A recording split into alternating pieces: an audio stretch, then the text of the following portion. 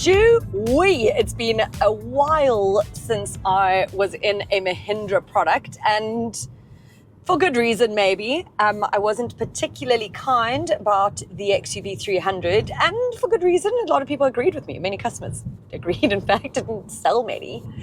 But so many of you have asked me to now review this XUV 3XO. And so I got in touch with Mahindra and they kindly said, for sure, take this for a drive because maybe I'll be pleasantly surprised.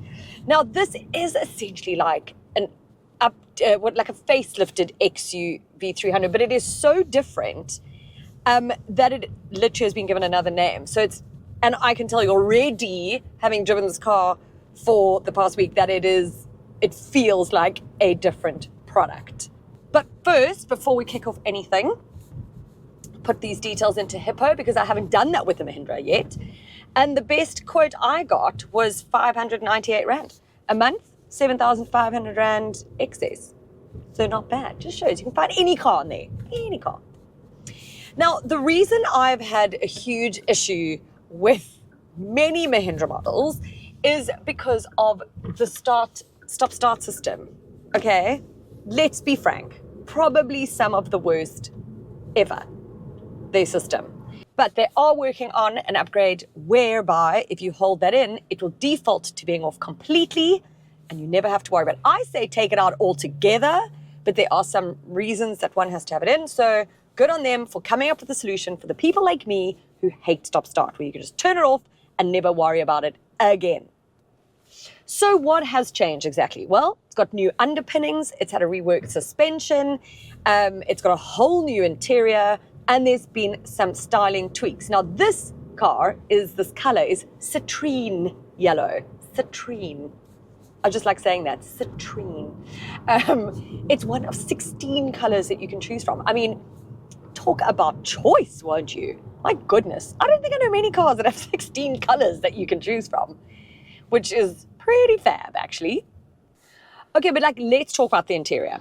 So I find this to be actually really great. Look, there's a lot of that shiny piano black vibe going on, which is just asking for fingerprints.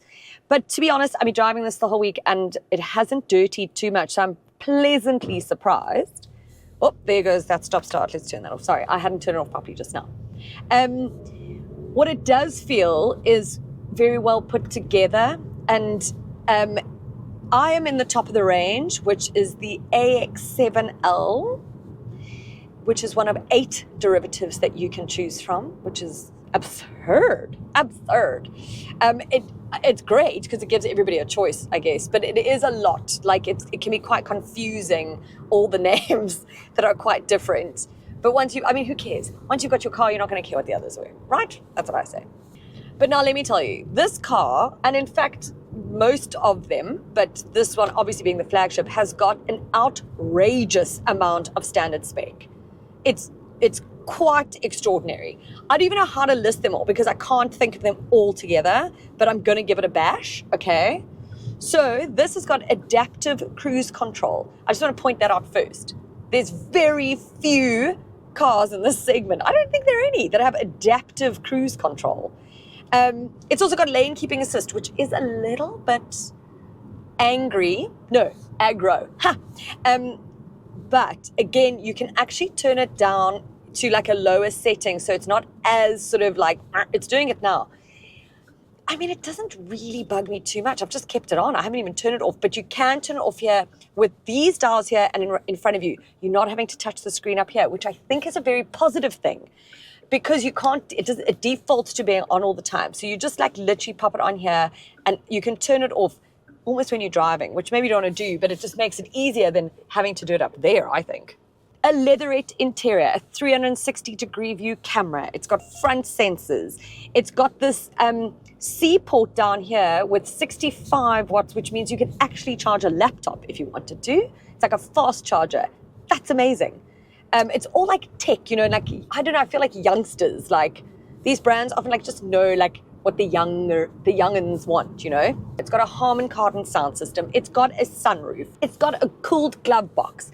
It's got a rear parking assist system. It has got keyless entry, dual zone climate control, navigation, wireless Apple CarPlay, and Android Auto. I mean, it is just quite outrageous. Like, the list goes on and on. It's why I keep messing it up, because I can't recall all of it.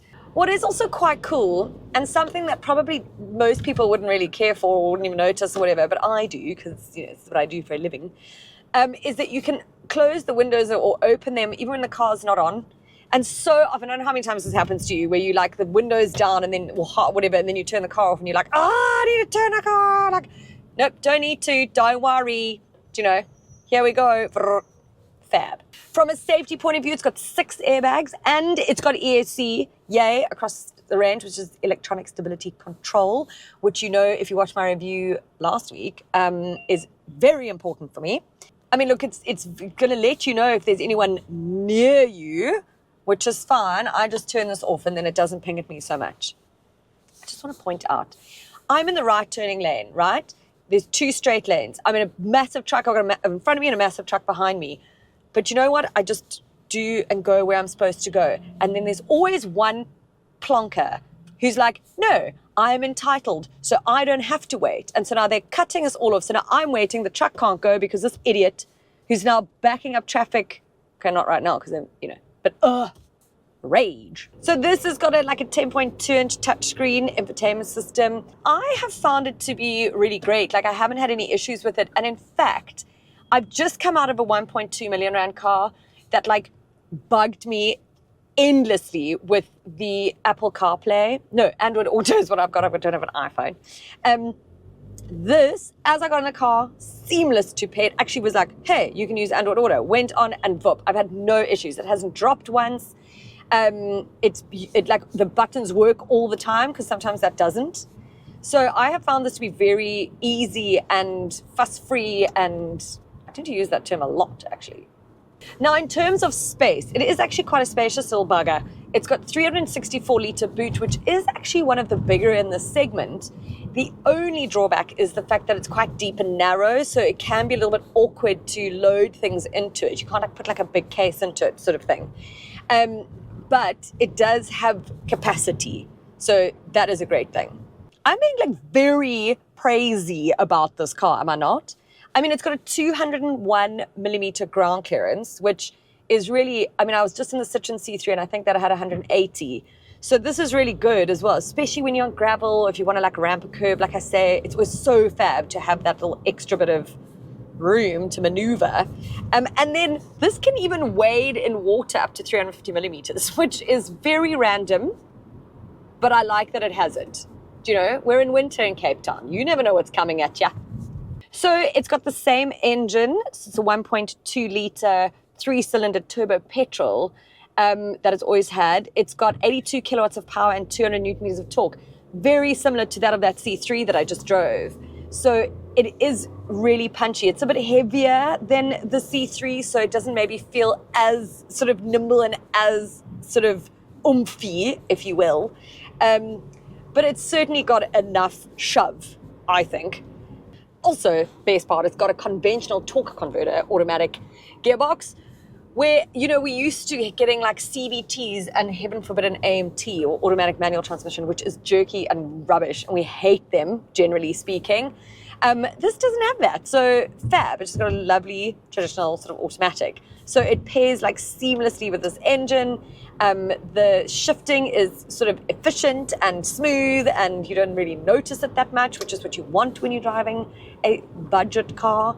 So fuel consumption is, you're going to get around like 6.6, 6.7, maybe liters per 100 Ks.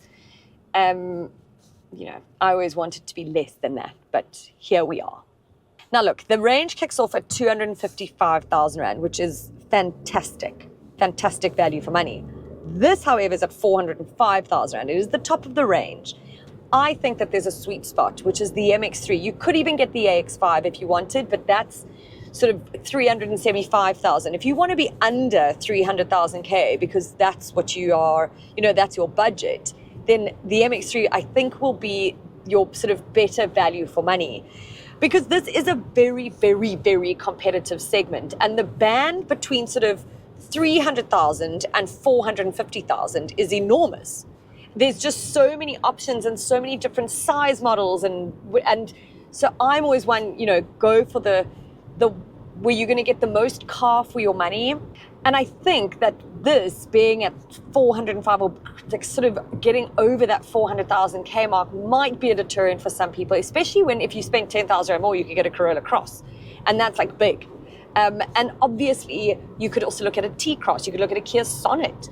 There are many options available to you in this price range. But when it comes to like the sort of value for money that you're after, if you're looking that sub 300, I think you should consider something like this, because you might just find that you really enjoy it and be rather pleasantly surprised, like I am. And I will admit that many of you told me that I was going to like this, and I wasn't sure. I thought, they don't know me. I'm critical. But actually you guys do know me, and you were right. I haven't hated this. It hasn't irritated me. Nothing's bugged me. I've done a long drive in it. I've driven it around town. And actually, I've been left very, very impressed.